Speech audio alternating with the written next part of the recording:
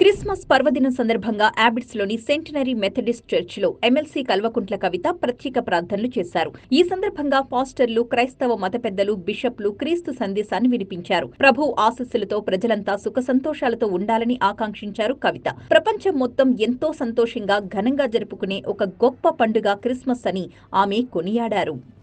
పాపాలను రూపుమాపి మన కోసం పనిచేస్తాడనేటటువంటి ఒక మంచి మెసేజ్ ఇచ్చి ఒక భరోసాని ఇచ్చేటటువంటి మంచి సందర్భం.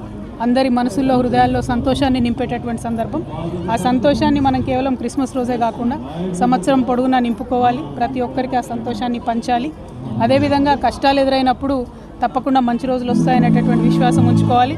ఇదే దేవుడికి, యేసు ప్రభువుకి గుడ్ ఫ్రైడే వచ్చిన తర్వాత 3 రోజుల్లో మళ్ళీ ఈస్టర్ వస్తుంది, మళ్ళీ విశ్వాసం వస్తుంది. సో డెఫినెట్గా కష్టం ఉంటే వెలుతురు ఉంటుంది, చీకటి ఉంటే వెలుతురు ఉంటుంది అనే విశ్వాసాన్ని ప్రజలందరం కూడా నింపుకొని మంచిగా జీవితాన్ని లీడ్ చేయాలని మనస్ఫూర్తిగా కోరుతా ఉన్నాను. Very very very happy Christmas to all of you.